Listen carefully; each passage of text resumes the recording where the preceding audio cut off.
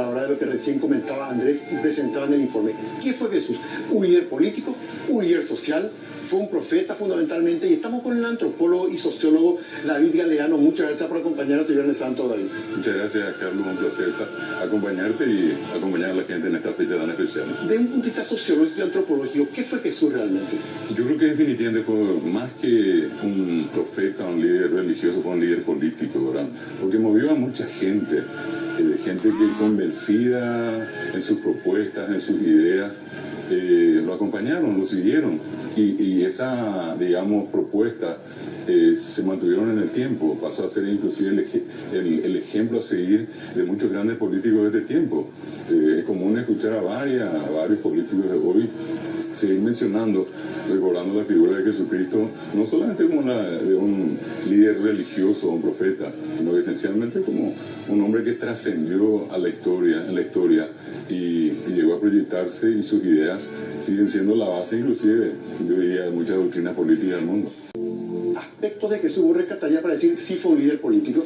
Y sobre todas las cosas un cambio que él propuso, más allá del punto de vista religioso, ese cambio religioso afectó a toda la estructura social, cambiar un estilo de vida por otro, y en ese sentido, yo te insisto, el acompañamiento que tuvo de las multitudes, él arrastraba a gente consigo, y gente que inclusive dentro del plano de la absoluta confianza, que podría tener una base religiosa, finalmente desembocó en una serie de acciones que llevaron a la iglesia que con él nació a expandirse a todo el mundo. Y esa es para mí una manifestación de este acontecimiento político, no solamente un mero acontecimiento, digamos, religioso. Inclusive hoy el Vaticano es, en este caso, una potencia política, no solamente una potencia religiosa. Vos decís, era más inclusive, a tu modo de ver, sociológicamente y antropológicamente, un líder político, aparte de ser líder religioso y profeta. Este liderazgo político, en cuanto a sus ideas principales, ¿cuáles serían para aquella época? Y yo creo que, primero que nada, cambiar la situación del mundo, siempre buscando el bien común. Pero él viene a plantear una postura totalmente opuesta a aquella famosa ley del talión, la otra que plantea una sociedad, digamos, más fraterna, más solidaria, donde el odio y el rencor no tenían que formar parte, digamos, del modo vivendi del ser humano. Por el otro lado, eso mismo tenía y tuvo y tiene una incidencia en el plano económico. La búsqueda de ese bienestar iba a hacer que los pueblos, en la medida que se asociasen a ese proyecto suyo, también tuvieran un mejoramiento desde el punto de vista económico, desde el punto de vista social, todo basado en aquellos principios que él manejaba. Yo básicamente reduciría, digamos, a esos dos aspectos.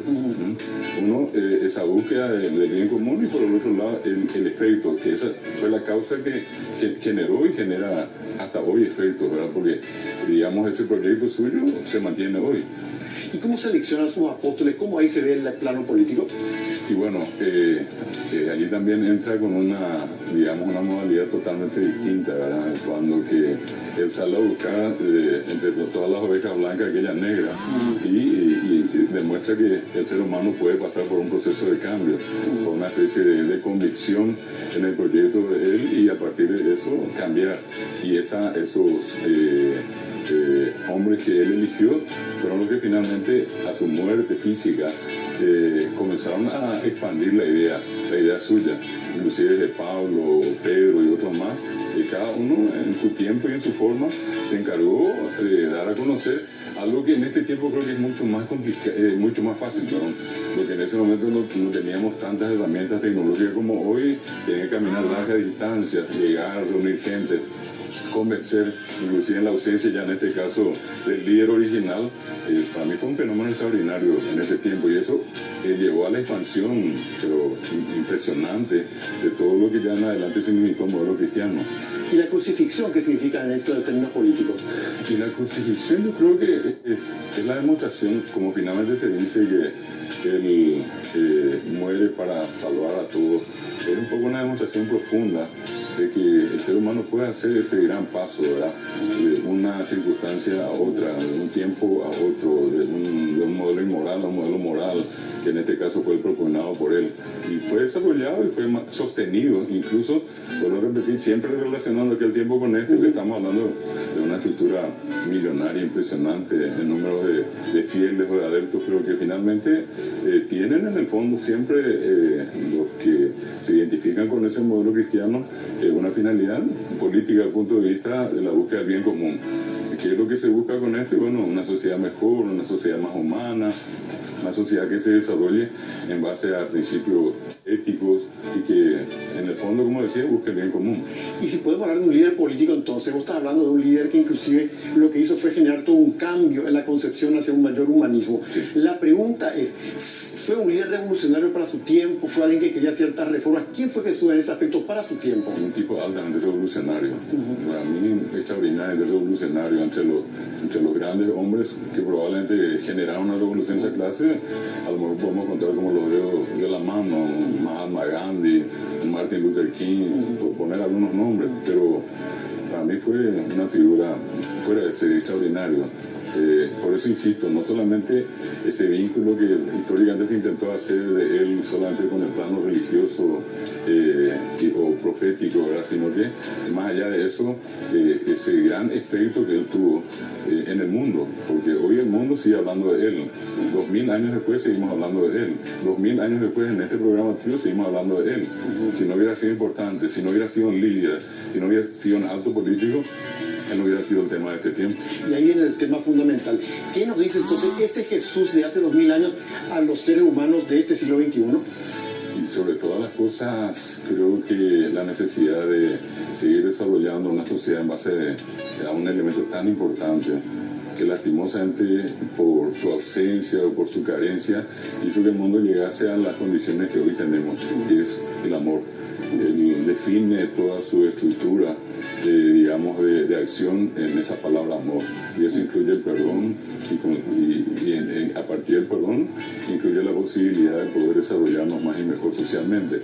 Yo creo que inclusive hubo un desfasaje en algún momento, como ya han pasado tantos años, mirar la figura de un Jesús económicamente pobre, hablando en términos materiales, ¿verdad? Porque no tuvo casa, no tuvo dinero, por donde iba tenía todo. Y bueno, hoy también miramos la estructura de esta iglesia y vemos una iglesia ostentosa, ¿verdad? Que en algunos casos con colegios muy caros para ricos y para pobres, otros, ¿verdad? Muchos de sus descendientes en términos, digamos, generacionales que se mueven.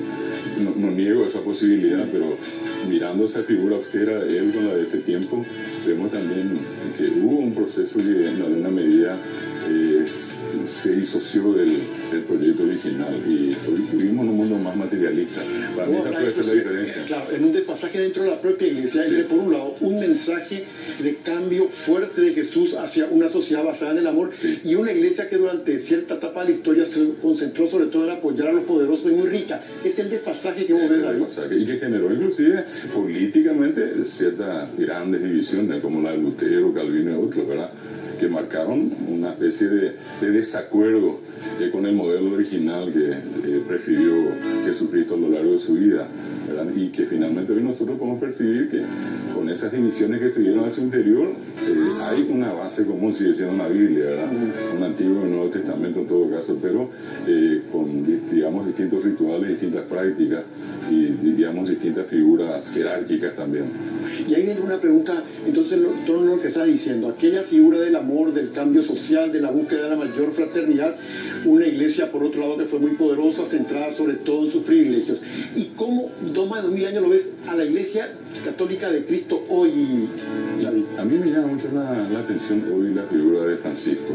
Para mí Francisco en gran medida intenta, no sé si por su vocación, aunque sea jesuita, franciscano también en su forma de desenvolverse, pero es un poco esa figura que hoy se acercó otra vez en ese modelo original a la gente que comparte, que no busca la ostentación, que es capaz de ir en una de esas a la cárcel a pasar momentos o pasarle la mano a una persona que en algún momento tenga una enfermedad tan delicada como el SIDA, como algún cáncer.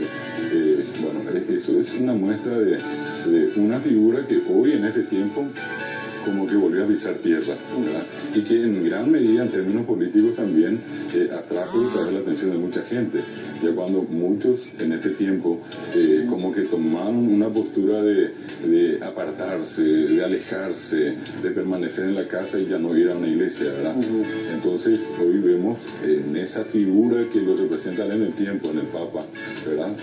Particularmente Francisco, una figura de una persona mucho más, yo diría, hasta socialista en términos políticos, ahora más abierto, más de la gente, e inclusive tratando de distribuir riqueza y intercediendo inclusive en los grandes procesos digamos, políticos del mundo, con el tema de Cuba, con otros más, donde él entra, cruza palabras con las grandes autoridades y consigue inclusive resultados que en tiempo atrás eran impensables, imposibles.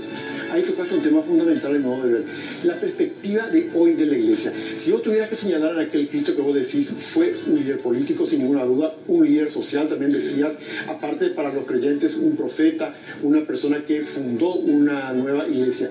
La pregunta que uno se hace siempre es para aquel entonces, ¿cómo él fue, digamos así, seleccionando a sus primeros seguidores? ¿Cómo fue conformando esa iglesia que iba a ser la iglesia primitiva? Por supuesto. Yo creo que un paso muy importante se dio con el tema de él, ¿no? de acercar gente y hacerle partícipe, convencerle diariamente con el ejemplo, con la palabra, de qué es lo que él quería, cuáles eran sus proyectos, ¿verdad? Y esa gente, obviamente, conociendo bien las intenciones, porque creo que finalmente él cuando va al monte y reúne a tanta gente y comienza a hacer la cita allí en el Evangelio, en el capítulo 4 al 7, más o menos, para mí el resumen de la filosofía cristiana, cuando él comienza a decir qué es lo que quería para el mundo. Entonces es allí donde se puede resumir básicamente para mí el proyecto político, ¿verdad? Hoy en día nosotros asistimos, por ejemplo, en estas sociedades en las que nos toca vivir, a partidos políticos, a movimientos sociales y políticos que desarrollan proyectos pero extensos, yo te diría que sea a nivel de libros voluminosos, pero que al final, entre eso y la reducción que tenemos allí en pocas palabras, en pocas líneas, yo creo que está la diferencia. Él supo desde un comienzo dónde tenía que golpear, cuáles teclas tenía que tocar, y fue tan insistente en eso que la gente le tomó, en este caso, el hilo a la cuestión y lo siguió.